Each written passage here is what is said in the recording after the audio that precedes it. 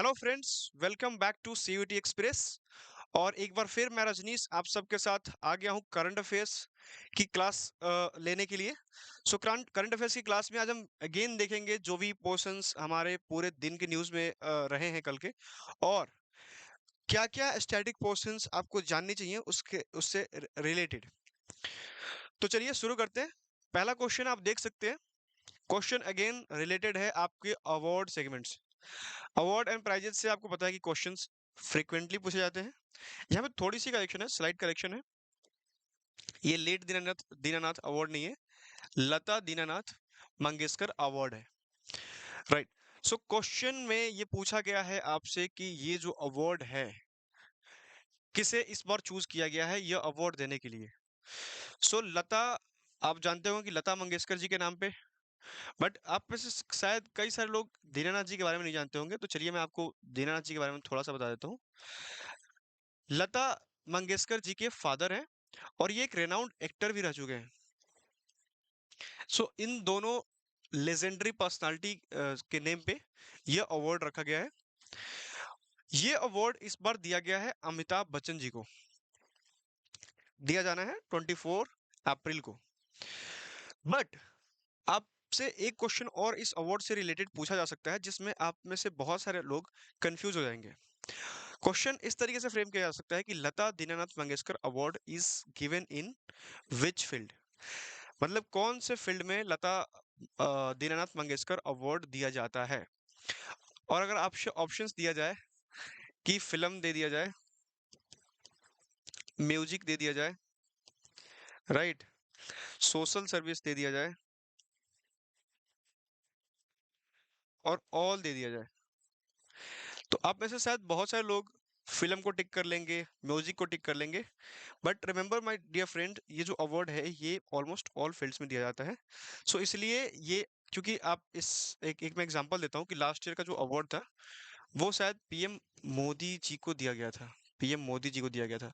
सो अब आप देख ही सकते हैं कि किस तरीके से award I mean different fields में दिए जा रहे हैं। आशा भोसले जी को भी दिया गया था यह अवार्ड। और लता मंगेशकर जी के बारे में अगर थोड़ी सी चीज जाने तो लता मंगेशकर जी इंडिया की बहुत ही रेनाउंड सिंगर थी, और इनको भारत रत्न जैसे अवार्ड्स मिल चुके हैं। पद्म विभूषण वगैरह तो मिले ही हैं, भारत रत्न जैसे अवार्ड भी मिल चुके हैं। बहुत सारे ऐसे अवार्ड्स हैं जो इनको मिल चुके हैं। सो भारत रत्न का नाम याद रखिए, क्योंकि कई बार क्वेश्चन इस तरीके से पूछा जाता है कि भारत रत्न इनमें से कौन कौन से पर्सनालिटीज को दी जा चुकी है। आपको पता होगा कि इस साल भारत रत्न 5 लोगों को दी गई है, राइट। आई होप कि आप को याद होगा वो पांचों पर्सनालिटीज। अगर याद है तो मेरे को कमेंट सेक्शन में बताइए। चलिए दूसरे क्वेश्चन की तरफ बढ़ते हैं। Where will India's first hybrid pitch be built. Match का फीवर चल ही रहा है, मैं आपको हर दिन पैट कमिंस के बारे में कल बताया था आपको। आज उससे पहले मैंने रोहित शर्मा के 500 छक्के के बारे में बताया था। तो चलिए एक बार और आपके स्पोर्ट्स से क्वेश्चन आ गया है, और वो स्पोर्ट्स जिसमें आप सभी लोग इंटरेस्टेड होंगे, ऑलमोस्ट सभी लोग। सो हाइब्रिड पिच क्या होता है जो यहाँ पे बनाया जा रहा है। सो हाइब्रिड पिच में फ्रेंड्स होता क्या है कि जो आप देखते हैं ना पूरी पिच, उसमें एक पर्टिकुलर ग्रास यूज किया जाता है। उस ग्रास का नाम है SIS ग्रास। हो सकता है आपसे इस ग्रास के बारे में क्वेश्चन पूछते कि SIS grass is related to cricket pitch, football pitch, या अदर चीजें पूछ दे आपसे कुछ, एग्रीकल्चर, फार्मिंग, हॉर्टिकल्चर, इस तरीके से क्वेश्चन पूछ सकता है। सो SIS ग्रास जो है ये यूज किया जाता है पिच पे। इसकी अगर आप देखेंगे ना रूट, तो इसकी रूट अगर आप देखेंगे तो जो ये मान लो अपर पोर्शन हो गया, तो रूट काफी नीचे तक होती है, काफी नीचे तक रूट होती है इसकी। इसलिए ये पिच को स्टेबिलिटी प्रदान करती है। आपने देखा होगा कि मैच में यूजुअली क्या होता है कि बॉलर बॉल फेंक रहा है, कभी तेज बाउंस आ गया, कभी बॉल उठ ही नहीं रही है, कभी डिफरेंट काइंड्स ऑफ प्रॉब्लम्स आती है। वो सारे प्रॉब्लम्स क्यों आती है? क्योंकि पिच की स्टेबिलिटी सही नहीं होती है, पिच जल्दी खराब हो जाता है।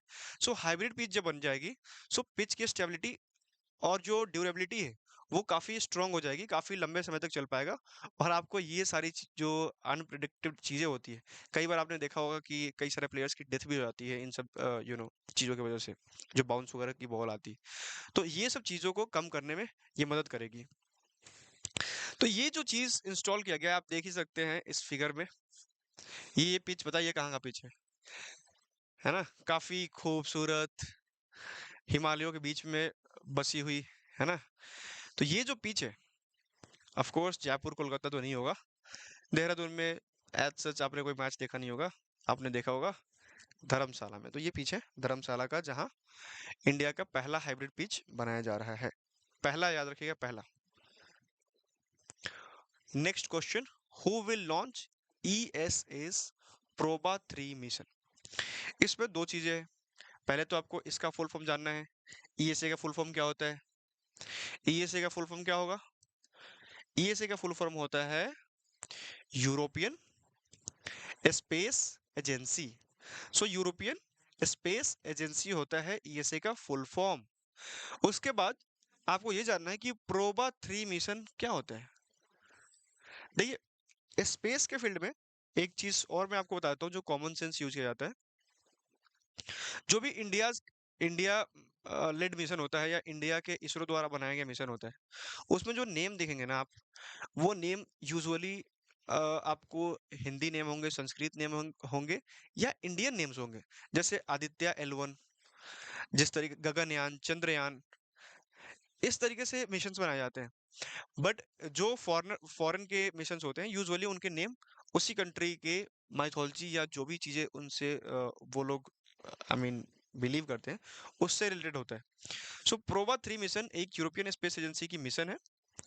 ये मिशन अब आपसे पूछा गया कि कौन लॉन्च करेगा, तो डेफिनेटली हमारी इंडिया की इसरो काफी तेजी से बढ़ रही है, आगे ग्रो कर रही है। सो इंडिया में भी इसरो लॉन्च करेगी इस मिशन को। ठीक है, इंडियन स्पेस रिसर्च ऑर्गेनाइजेशन। और ये जो मिशन है, ये मिशन स्टडी करने वाली है, आप देख सकते हैं, सन को।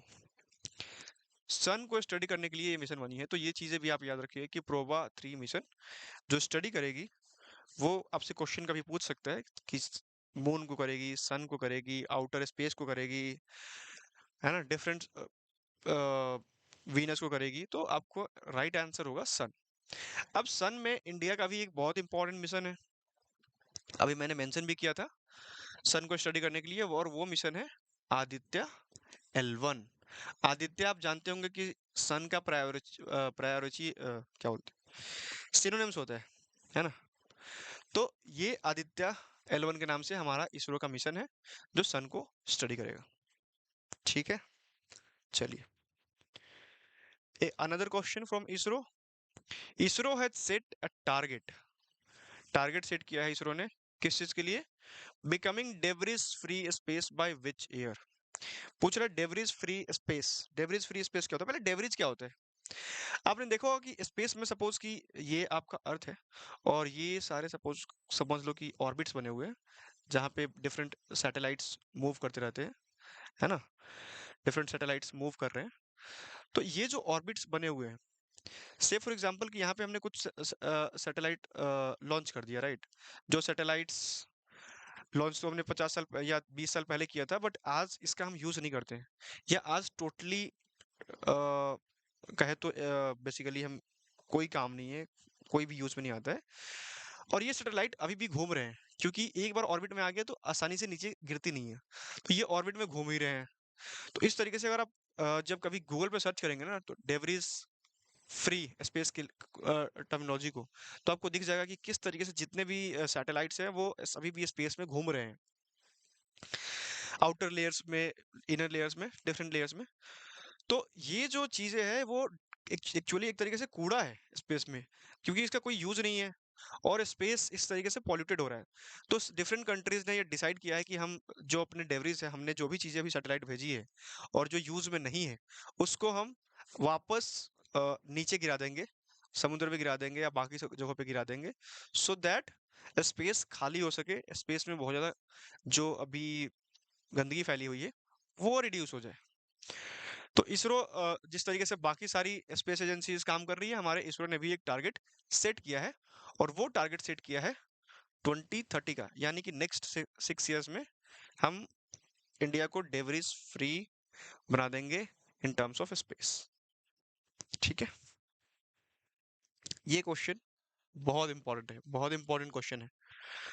और ये क्वेश्चन है कि वेयर हैज तिरंगा barfi got the GI tag. ठीक है, तिरंगा बर्फी इंडिया में जीआई टैग कहाँ पे मिली है, एक सेकंड। ठीक है, सो तिरंगा बर्फी के बारे में पहले मैं आपको एक छोटी सी कहानी बता देता हूँ, फिर जानते हैं तिरंगा बर्फी कहाँ से आती है और जिसके जीआई टैग मिला है। जब हमारा, आपको पता होगा कि इंडिया में गांधी जी ने तीन बड़े आंदोलन शुरू किए थे। पहला उनका आंदोलन था नॉन कोऑपरेशन मूवमेंट, आपको याद होगा 1920 के आसपास में स्टार्ट किया गया था। दूसरा जो उनका मिशन था वो था, कौन सा मिशन था, दूसरा जो उनका मिशन था वो मिशन था सिविल डिसोबीडियंस मूवमेंट, 1930s में स्टार्ट हुआ था। और 1940s में जो उनका लास्ट मेजर मूवमेंट था वो था क्विट इंडिया मूवमेंट, भारत छोड़ो आंदोलन। सो क्विट इंडिया मूवमेंट के दौरान वाराणसी में, या काशी बोल लीजिए आप, वाराणसी में के लोगों ने एक नया जो बोलते हैं ना इनोवेटिव आइडियाज निकाला कि क्यों ना हम बर्फी के थ्रू जो नेशनलिज्म की मूवमेंट चल रही है उसको प्रमोट करें, प्रोपगेट करें, और लोगों को नॉन वायलेंट वे में, जो कि गांधी जी का बेसिकली मोटो भी था कि हम जो भी चीजें करेंगे वो नॉन वायलेंट वे में करेंगे। सो नॉन वायलेंट वे में हम क्या करेंगे कि बर्फी बनाएंगे, बर्फी में तिरंगा कलर होगा और लोगों को बेचेंगे, बांटेंगे। सो इससे क्या होगा कि लोगों के अंदर नेशनलिज्म पैदा होगी। सो ये इनिशिएटिव काफी काम आया था, काफी यूनिक इनिशिएटिव था।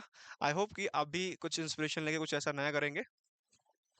ठीक है, सो इस चीज के नाम पे इसका नाम पड़ा था तिरंगा बर्फी। और अभी ये तिरंगा बर्फी को जीआई टैग दिया गया है जो कि वाराणसी से आता है। अब जीआई टैग क्या होता है? जीआई टैग का फुल फॉर्म होता है ज्योग्राफिकल इंडिकेशन। ज्योग्राफिकल इंडिकेशन आप अगर सर्च करेंगे तो जैसे कि बहुत सारे स्वीट्स होते हैं, जैसे सिलाओ का खाजा हो गया, बंगाल का रसगुल्ला हो गया, बंगाल और उड़ीसा का, आपके आगरा का पेठा हो गया, ऐसे बहुत सारी चीजें हैं जिसे जीआई टैग दी गई है। इनफैक्ट कपड़ों में भी जो सिल्क वगैरह का कपड़ा होती है उसमें भी बहुत सारी चीजों को जीआई टैग दिया जाता है। आम को जीआई टैग दिया जाता है, मुजफ्फरपुर की लीची को जीआई टैग दिया गया है। सो ऐसी बहुत सारी चीजें हैं। और ये टैग क्यों दिया जाता है? क्योंकि एक पर्टिकुलर ज्योग्राफी में से इसकी या तो हिस्ट्री जुड़ी होती है, या वहां से इसकी प्रोडक्शन ज्यादा हो रही है। सो उस चीज को प्रोटेक्ट करने के लिए, प्रमोट करने के लिए हम ज्योग्राफिकल इंडिकेशन टैग देते हैं। ठीक है, सो आई होप आपको जीआई टैग समझ में आया होगा, तिरंगा बर्फी याद रहेगा क्योंकि, और तीन मूवमेंट जो मैंने आपको बताया वो याद रहेगा। हिस्ट्री हिस्ट्री अगर आप पढ़ रहे हैं या जीटी की प्रिपरेशन कर रहे हैं तो नॉन कोऑपरेशन मूवमेंट या सिविल डिसोबीडियंस मूवमेंट सीडीएम, और क्विट इंडिया मूवमेंट, इन तीनों से क्वेश्चन काफी बार पूछे जाते हैं। तो आप इन तीनों को एक बार देख लीजिएगा।